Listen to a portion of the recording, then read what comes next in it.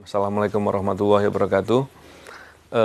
Kawan-kawan, saya ingin memberikan statement beberapa hal terkait dengan tuntutan dari Jaksa Penuntut Umum berhubungan dengan serangan kepada saya yang disidangkan di Pengadilan Negeri Jakarta Utara. Yang pertama tentu saya setelah melihat berita di media bahwa penuntut umum menuntut kepada kedua terdakwa dengan tuntutan 1 tahun penjara dan disampaikan juga pasal yang disangkakan dalam tuntutan itu adalah pasal 353 ayat 2. Di sana saya yang pertama memang apa yang saya katakan sebelumnya bahwa ini banyak kejanggalan semakin memperlihatkan.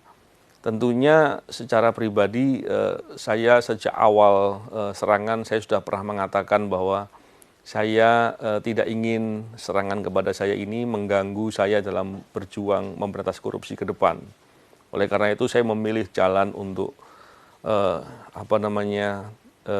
bersabar dan tidak menuntut kepada siapapun. Walaupun demikian tentunya demi kepentingan penegakan hukum, kepentingan keadilan, kepentingan kemanusiaan, tentu menuntut agar siapapun penyerang itu harus diungkap adalah suatu hal yang wajib saya lakukan. Tapi bukan sekedar masalah dendam untuk membalas. Tapi belakangan ketika saya melihat proses penyidikan berjalan, proses di penuntutan yang diawali dengan dakwaan dibacakan di persidangan, hingga terakhir kemarin tuntutan disampaikan oleh jaksa penuntut, semakin meyakinkan kepada diri saya bahwa ada yang tidak beres di sana. Setiap proses dilakukan, saya bersama dengan tim kuasa hukum, koalisi sipil, menyampaikan kejanggalan-kejanggalan ke publik, agar ini bisa dipantau dan dilihat. Kenapa ini terus saya lakukan itu? Karena pada dasarnya saya meyakini dengan sejelas-jelasnya serangan ini bukan hanya serangan kepada diri saya, tapi serangan ini dilakukan karena saya melakukan tugas memberantas korupsi. Ini adalah upaya serangan kepada upaya pemberantasan korupsi yang luas, baik itu terhadap KPK maupun siapapun.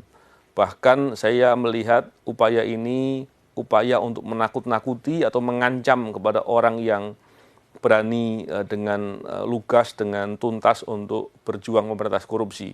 Tentu ini tidak boleh dibiarkan. Saya melihat ini sebagai hal yang serius. Terkait dengan tadi yang saya katakan tuntutan yang disampaikan oleh jaksa penuntut 1 tahun penjara, ini tergambar sekali bahwa proses persidangan berjalan dengan aneh, berjalan dengan banyak kejanggalan dan lucu saya katakan. Kenapa? Kita bisa melihat serangan kepada saya ini serangan atau kalau mau dikonstruksikan sebagai suatu perbuatan penganiayaan yang paling tinggi levelnya.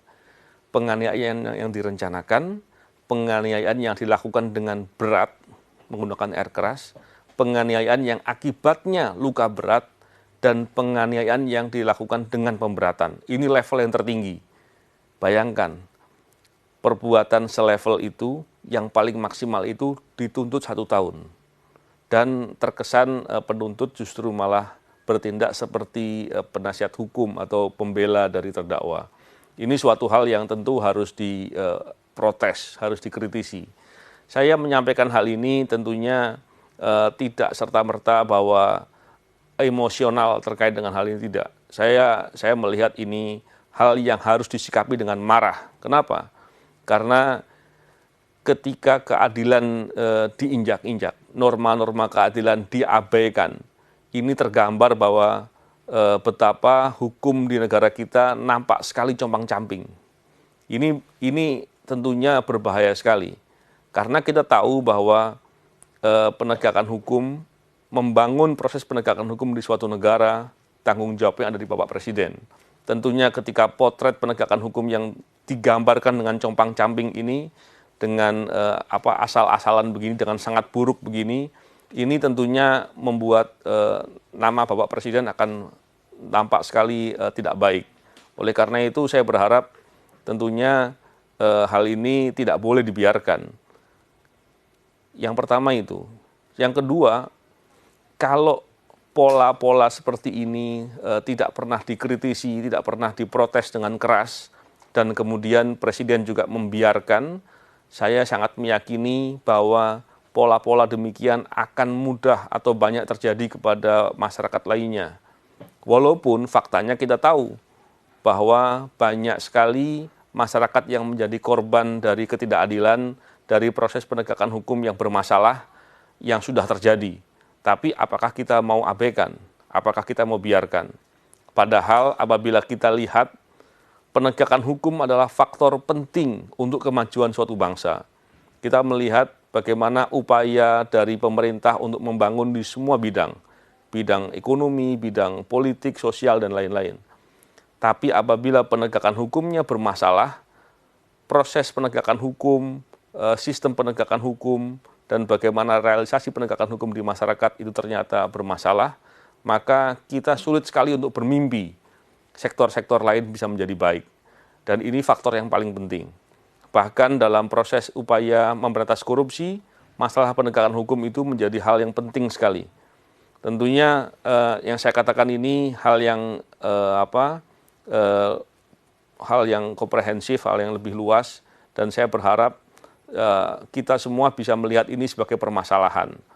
Sekali lagi, saya tidak hanya melihat ini dari kepentingan saya pribadi, tapi saya melihat ini sebagai kepentingan semua orang, terutama karena serangan kepada saya ini adalah upaya untuk menyerang pemberantasan korupsi. Dan ini berbahaya. Bahkan kalau kita lihat di era-era belakangan ini, pemberantasan korupsi di Indonesia sedang menjadi masalah yang sangat luar biasa. Bahkan kita tahu dengan terang benderang upaya penghambatan, upaya penghadangan dilakukan dengan masif. Di tengah banyaknya potensi-potensi korupsi, bahkan perbuatan-perbuatan korupsi yang terjadi. Tentunya keprihatinan ini adalah keprihatinan kita semua, dan sekali lagi saya sangat prihatin dengan adanya proses persidangan yang sekarang sudah masuk di masa penuntutan yang berlangsung seperti itu. Keprihatinan ini bukan pertama kali, tapi sudah saya sampaikan berulang kali, dan ini sudah banyak kejanggalan-kejanggalan yang terjadi. Saya kira apakah ke depan situasi itu akan berubah, apakah kemudian prosesnya akan menjadi baik, bagi saya yang penting adalah saya tetap akan berikhtiar untuk berbuat. Saya akan melakukan protes-protes sebagaimana mestinya dengan cara-cara yang benar. Karena apabila nanti hal itu tidak terjadi, bagi saya telah melakukan apa yang harus saya lakukan. Dan apabila prosesnya putusan kemudian berjalan seperti keadaan sekarang, maka itulah potret dari penegakan hukum di Indonesia, dan ini harus menjadi keprihatinan kita semua. Bagi saya ingin mengajak semua kalangan masyarakat untuk bisa mengkritisi hal seperti ini, baik kasus ini maupun kasus-kasus lain yang menunjukkan ketidakadilan, menunjukkan suatu perbuatan yang menggambarkan potret penegakan hukum yang compang-camping. Oleh karena itu, dengan semangat upaya memberantas korupsi yang baik ke depan, tentunya saya mengajak kepada semua kawan-kawan yang berjuang untuk memberantas korupsi untuk tetap berani dan konsisten. Karena orang-orang yang terlibat dalam perilaku korupsi, koruptor, dan kawan-kawannya, mereka berharap kita semua takut dengan kejadian ini. Kita semua menjadi melemah, dan kemudian mereka bisa dengan semaunya sendiri merampok dan menjarah uang rakyat, harta dari bangsa dan negara. Saya kira itu hal yang menjadi concern bagi saya, dan sekali lagi kejanggalan demi kejanggalan yang saya catat, saya umumkan ke media, kepada publik setiap waktu dan setiap tahap, itu semakin tergambar, dan ini semua saya minta untuk menjadi perhatian dan kita menjadi catatan bagi kita semua. Semoga ini bisa menjadi upaya perbaikan Saya tidak tahu perbaikannya akan seperti apa, tapi tentunya dalam kesempatan ini saya juga mendesak kepada Bapak Presiden, apakah masih tetap akan membiarkan, apakah terus kemudian akan turun untuk membenahi masalah-masalah seperti ini. Bukankah sejak awal Bapak Presiden memberikan perhatian soal ini, tapi kemudian mempercayakan kepada aparatur yang sedang bekerja, bukankah sudah sangat cukup alasan untuk menunjukkan bahwa aparatur bekerja dengan bermasalah di sana-sini. Saya kira itu ingin saya sampaikan. Terima kasih. Assalamualaikum warahmatullahi wabarakatuh.